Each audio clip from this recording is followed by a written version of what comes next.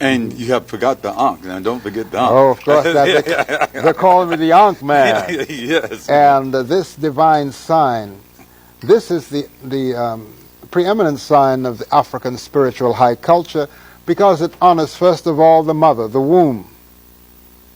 It honors the father and the synthesis, the children that comes from the womb through the seed of the father. It also symbolizes the water that rises up from the earth, up to the clouds, falling back on the earth as rain to bring vegetation out of the ground. It also is spirit, mind, and matter. So however you look at Ankh, it shows the continuous regeneration of the life force.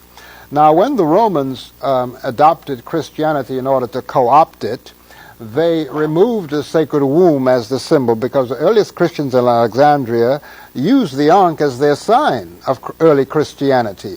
They just adopted it from the early Africans of the Nile Valley. And of course, they themselves were African, people like St. Augustine and whatnot. They all were living in Alexandria region. So the Emperor Theodosius, I think in the 6th century BC, AD, he had an edict that closed the temple of Ast or Set on the island of Philae and banned the Ankh as the preeminent symbol of the early Christians.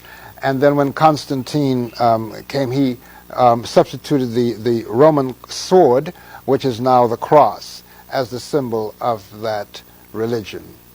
So it's time that when we see how the patriarchal hierarchies of all the major religions are dealing in wars and death, it's time we restore the life.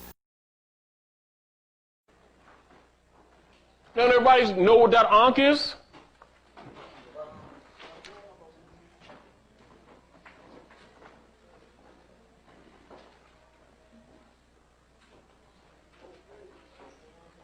That's the uterus. These are fallopian tubes. And this is the birth canal. And that's government. It's called a cistern. A cistern. And that's a geometric replica of the reproductive organs of the female.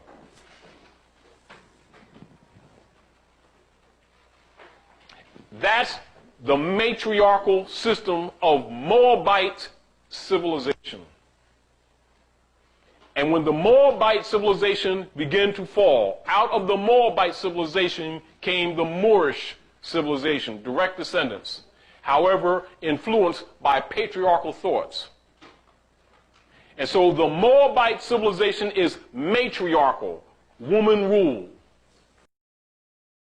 This is a word in our ancient language. So when they say symbol, people get scared. Yeah. This is a word which represents life. Life eternal, everlasting, and self-generating.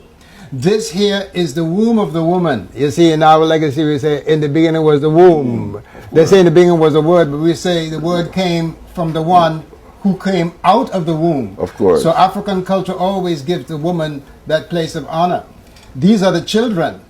The crossbars are the children, our extensions from us. They go where we say go, do what we say do, or supposed to. This here is the man, which shows the responsibility of the man to uphold the children and the whole family. Now they're joined together here at this matrix here to show unity of the family. However you look at Ankh, it means life eternal and everlasting. Now, the earlier Christians who had their beginnings in Kush, now called Ethiopia, they adopted the Ankh as the symbol of early Christianity. Because being African, they're always going to give honor to the mother. Yes. However, when Rome, which is a patriarchal order, took over Christianity in order to control it, they removed the sacred womb of the woman. Yes.